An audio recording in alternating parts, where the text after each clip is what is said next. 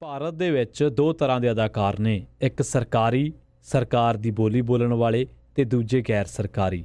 ਸਰਕਾਰੀ ਤੁਸੀਂ ਉਹਨਾਂ ਨੂੰ ਕਹਿ ਸਕਦੇ ਹੋ ਜਿਹੜੇ ਸਰਕਾਰ ਦੀਆਂ ਲਾਲਾਂ ਚੱਟਦੇ ਨੇ, ਟੁੱਕੜ ਬੋਚ ਨੇ ਤੇ ਭਗਤ ਨੇ। ਇਹਨਾਂ ਦੇ ਵਿੱਚ ਬਹੁਤੇ ਨਾਂ ਲੈਣ ਦੀ ਲੋੜ ਨਹੀਂ, 3-4 ਨਾਵਾਂ ਨੂੰ ਤੁਸੀਂ ਆਪ ਹੀ ਜਾਣਦੇ ਹੋ। ਪਰ ਦੂਜੇ ਪਾਸੇ ਗੈਰ ਸਰਕਾਰੀ ਲੋਕ ਨੇ ਜਿਹੜੇ ਸਿਰਫ ਆਪਣੇ ਕੰਮ ਦੇ ਨਾਲ ਕੰਮ ਰੱਖਦੇ ਨੇ ਤੇ ਆਪਣੀ ਮਿਹਨਤ ਦੇ ਨਾਲ ਲੋਕਾਂ ਦੇ ਵਿੱਚ ਆਪਣੀ ਫਿਲਮ ਲੈ ਕੇ ਜਾਂਦੇ ਨੇ ਤੇ ਹਿੱਟ ਕਰਾਉਂਦੇ ਨੇ। ਇਹਨਾਂ ਦੇ ਵਿੱਚੋਂ ਇੱਕ ਨਾਮ ਹੈ ਆਮਿਰ ਖਾਨ। ਆਮਿਰ ਖਾਨ ਦੀ ਫਿਲਮ ਲਾਲ ਸਿੰਘ ਚੱਡਾ 11 ਅਗਸਤ ਨੂੰ ਰਿਲੀਜ਼ ਹੋ ਰਹੀ ਹੈ। ਹੁਣ ਆਮਿਰ ਖਾਨ ਦੀ ਫਿਲਮ ਨੂੰ ਲੈ ਕੇ ਬॉयਕਾਟ ਲਾਲ ਸਿੰਘ ਚੱਡਾ ਟ੍ਰੈਂਡ ਕਰਵਾਇਆ ਜਾ ਰਿਹਾ ਹੈ ਤੇ ਇਹ ਵੀ ਜਾਣ ਕੇ ਟ੍ਰੈਂਡ ਕਰਵਾਇਆ ਜਾ ਰਿਹਾ ਹੈ। ਜਿਹੜੇ ਲੋਕ ਆਮਿਰ ਖਾਨ ਨੂੰ ਪਸੰਦ ਨਹੀਂ ਕਰਦੇ ਉਹ ਲੋਕ ਕੌਣ ਨੇ? ਉਹ ਲੋਕ ਨੇ ਜਿਹੜੇ ਆਮਿਰ ਖਾਨ ਦੀਆਂ ਸਟੇਟਮੈਂਟਸ ਤੋਂ ਚਿੜਦੇ ਨੇ ਜਦੋਂ ਆਮਿਰ ਖਾਨ ਸੱਚ ਬੋਲਦਾ ਹੈ। ਜੀ ਹਾਂ, ਇਸ ਅਦਾਕਾਰ ਨੇ ਇੱਕ ਵਾਰੀ ਕਿਹਾ ਸੀ ਕਿ ਦੇਸ਼ ਦੇ ਵਿੱਚ ਸਹਿਣਸ਼ੀਲਤਾ ਦਾ ਮਾਹੌਲ ਲਗਾਤਾਰ ਖਤਮ ਹੁੰਦਾ ਜਾ ਰਿਹਾ ਹੈ, ਦੇਸ਼ ਦੇ ਵਿੱਚ ਅਸਹਿਣਸ਼ੀਲਤਾ ਵੱਧਦੀ ਜਾ ਰਹੀ ਹੈ।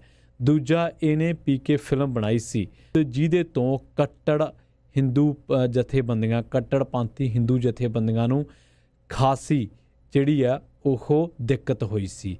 ਦਿੱਕਤ ਤਾਂ ਕੀ, ਇਹ ਤੋਂ ਚਿੜਦੇ ਨੇ ਜਿਹੜੇ ਕੱਟੜਪੰਥੀ ਨੇ। ਸੋ ਇਸ ਕਰਕੇ ਹੁਣ ਆਮਿਰ ਖਾਨ ਦੀ ਫਿਲਮ ਲਾਲ ਸਿੰਘ ਚੱਡਾ ਨੂੰ ਜਾਣ ਬੁੱਝ ਕੇ ਟ੍ਰੈਂਡ ਕਰਵਾਇਆ ਜਾ ਰਿਹਾ ਕਿ ਉਹਨੂੰ ਬॉयਕਾਟ ਕੀਤਾ ਜਾਵੇ।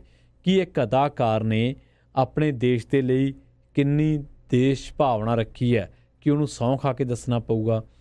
ਹੁਣ ਜਿਹੜੇ ਇਹ ਲੋਕ ਨੇ ਜਿਹੜੇ ਆਮਿਰ ਖਾਨ ਦੇ ਵਿਰੋਧੀ ਨੇ ਸਿਰਫ ਉਹਦੀਆਂ ਸਟੇਟਮੈਂਟ ਕਰਕੇ ਜਾਂ ਸੱਚ ਬੋਲਣ ਕਰਕੇ, ਹੁਣ ਉਹ ਕਹਿ ਰਹੇ ਨੇ ਕਿ ਇਹ ਫਿਲਮ ਦੇਖਣ ਦਾ ਫਾਇਦਾ ਕੀ ਹੈ, ਇਹ ਤਾਂ ਫੋਰੈਸਟ ਗੰਪ ਦਾ ਹਿੰਦੀ ਰੀਮੇਕ ਹੈ। ਦੋਸਤੋ, ਇਹ ਉਹੀ ਲੋਕ ਨੇ ਜਿਹੜੇ ਕਸ਼ਮੀਰ ਫਾਈਲਸ ਵਰਗੀਆਂ ਭੜਕਾਊ ਫਿਲਮਾਂ ਨੂੰ ਪ੍ਰਮੋਟ ਕਰਦੇ ਨੇ, ਜਿਹੜੇ ਪ੍ਰਧਾਨ ਮੰਤਰੀ ਨਰਿੰਦਰ ਮੋਦੀ 'ਤੇ ਬਣੀਆਂ ਫਿਲਮਾਂ ਨੂੰ ਵੀ ਦੇਖਦੇ ਨੇ, ਜਿਹੜੇ ਹੋਰ ਪਖੰਡੀਆਂ ਵੱਲੋਂ ਬਣਾਈਆਂ ਫਿਲਮਾਂ ਨੂੰ ਵੀ ਦੇਖਦੇ ਨੇ।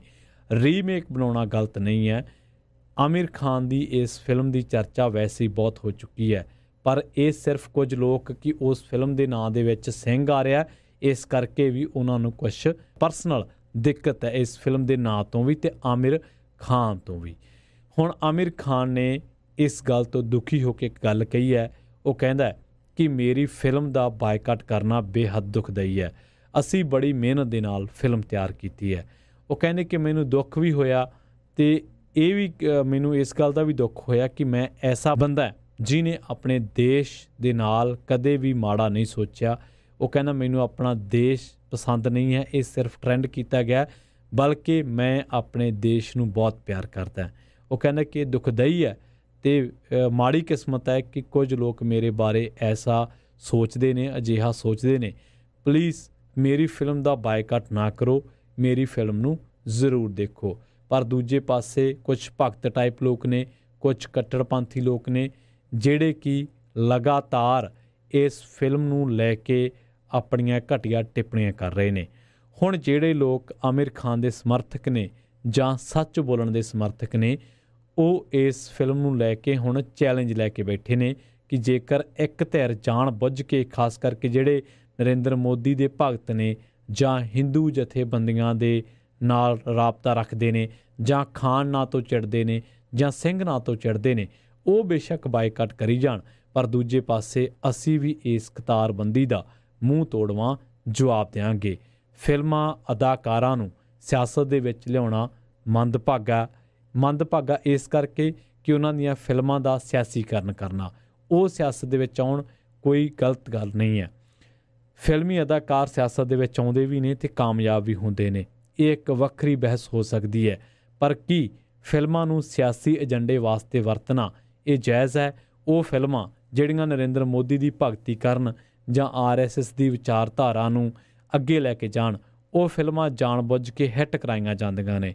ਜਦ ਕਿ ਦੂਜੀਆਂ ਫਿਲਮਾਂ ਜਿਨ੍ਹਾਂ ਦੇ ਵਿੱਚ ਇੱਕ ਮਿਹਨਤ, ਇੱਕ ਦ੍ਰਿੜਤਾ ਦੇ ਨਾਲ ਇੱਕ ਵਿਸ਼ੇ ਨੂੰ ਲੈ ਕੇ ਗੱਲਬਾਤ ਕੀਤੀ ਹੋਈ ਹੋਵੇ, ਪਰ ਉਹ ਬੰਦਾ ਸਰਕਾਰ ਨਾਲ ਸਹਿਮਤ ਨਾ ਹੋਵੇ ਜਾਂ ਸੱਚ ਬੋਲਦਾ ਹੋਵੇ, ਤਾਂ ਉਹਨਾਂ ਦੀਆਂ ਫਿਲਮਾਂ ਨੂੰ ਫਿਰ ਬॉयਕਾਟ ਟ੍ਰੈਂਡ ਕਰਵਾਇਆ ਜਾਂਦਾ ਹੈ। ਇਹ ਇੱਕ ਸੌੜੀ ਸਿਆਸਤ ਤਾਂ ਹੋ ਸਕਦੀ ਹੈ, ਪਰ ਇੱਕ ਵਧੀਆ ਸਿਨੇਮਾ ਸਿਰਜਣ ਦੇ ਲਈ ਕੋਈ ਪਹਿਲ ਕਦਮੀ ਨਹੀਂ।